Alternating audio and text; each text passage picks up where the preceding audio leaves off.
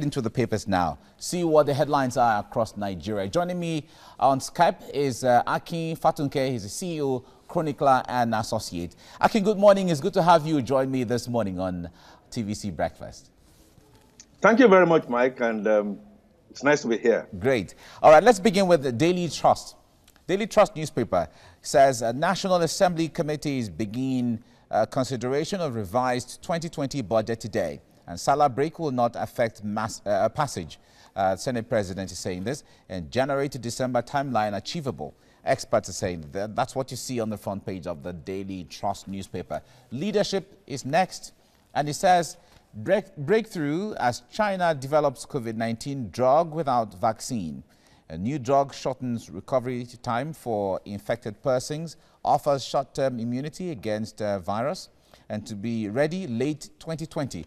Now, global coronavirus fiscal support hits $9 trillion. That's the IMF is revealing this. And Etunupe urges prayers for divine intervention. These are headlines on the front page of the Leadership newspaper. National economy is next. And it says Naira speculators will lose. BDC's operators warn. Okay. From there, let's go to the News Direct newspaper. News Direct newspaper says COVID-19 curfew. Enemy directs doctors to sit at home over police arrest. And essential workers remain exempted from curfew IGP. And 8 doctors test positive in Zamfara. Nigeria records 284 new cases and total infections now 6,677. All right, we hear, and the latest reports from the enemy in Lagos is that they have called to suspend that order of sit at home following the arrest of some of their members. All right, from the News Direct, let's go to Blueprint, which is our last paper now. Almajirai return to home state. Northern governors defy federal government. Insist process continues. Reveal the region has 54% COVID-19 cases and 70% new cases, new ones. And 8 doctors test positive in Zamfara. And on curfew, sit at home, Lagos enemy tells members. But they have sent an order to upturn that, to suspend that for now. Now, this story on the Blueprint is what I'd like us to look at, Akin, if as you can hear me there.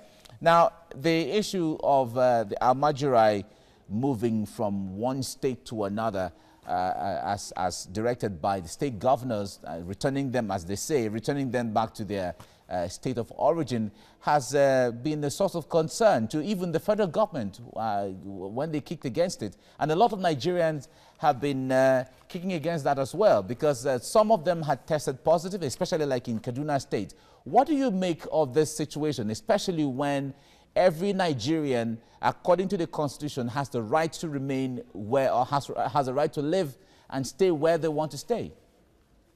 Unfortunately, it's coming in a flux, an array of confusion amidst mistrust between citizens and amidst citizens.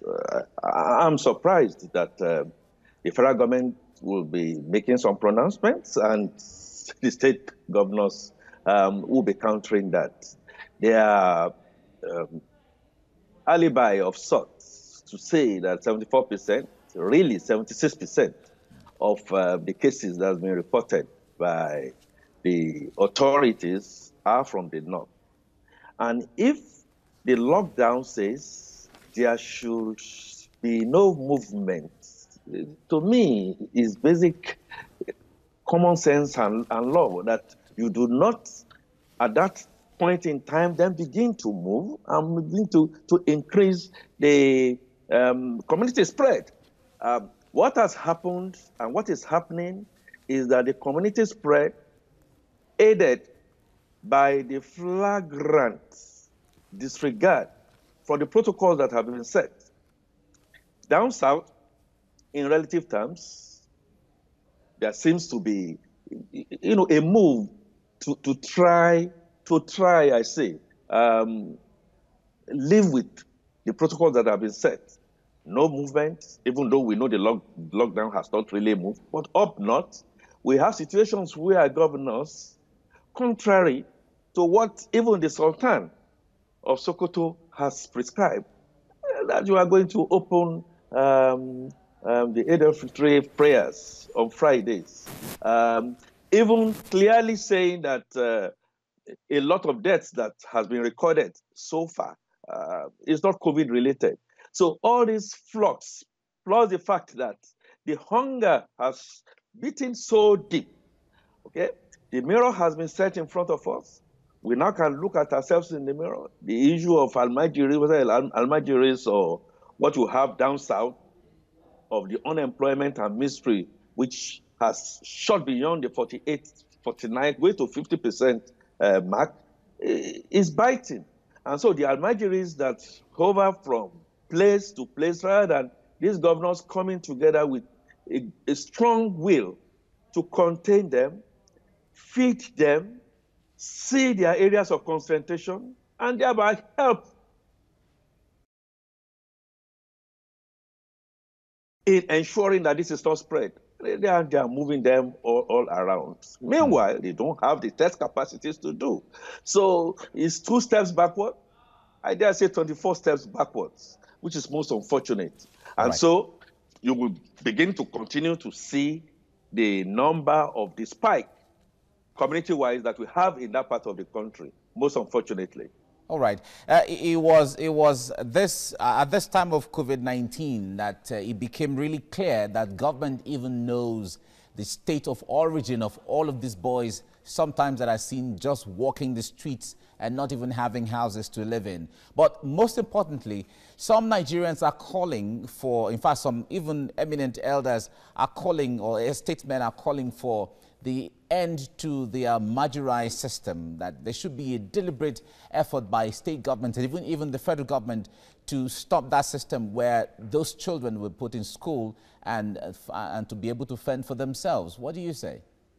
I say the organized private sector, the opinion holders, we've been on this for more than 20, 25 years. I know the last administration before Muhammadu Buhari actually made moves to try and build Almajiri schools and try to contain these urchins from roaming the streets. But what do you have? Even at that time, it was more of a flagrant disabuse. I schooled in the north, and I can tell you for free that as we speak today, it's not only the fact that we do not have accurate data of our population, which is politicized, even the Almajiri numbers. Yes, it's true. People know where these are concentrated. The malams that house them and ask them to go out there because they believe that it's part of the injunction to go out begging. They don't have parents, they don't have fathers, and these children just didn't fall down from heaven. It is high time that we take a much more comprehensive and serious look. COVID-19 has opened the facade, okay?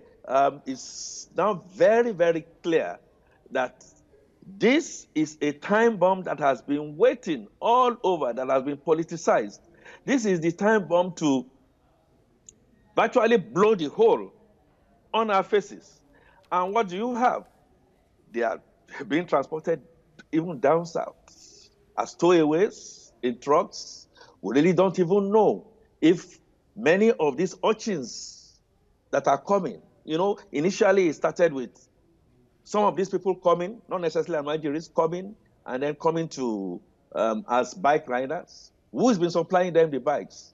Now the Almajiris, who know next to nowhere apart from specific enclaves, are now finding their ways down south into the southeast and what have you, thereby exacerbating the tension, the fragile nature of our coexistence. What I think should happen is simple. We should all, yes, I know the Constitution has made it clear that you have freedom of movement, but that freedom of movement must be with some responsibility. Certainly not with COVID-19 staring at all of us in the face. The state governors are busting at the seams, not enough money to do test kits. People are hurting badly. The misery index that we have, even down south, is going off the roof. And by the time you now then bring these Almajiris, albeit, surreptitiously, hiding them in trucks, paying security agencies at state borders, what do you have? You have more of confusion than solution. The state governors, the governors forum should clearly come and say, yes, this should not be it, and we should have some modicum of respect to the federal government that is saying this. Okay. We have to leave it here now. Thank you so much, Akin Fatunke, for your time on the analysis. Thank you.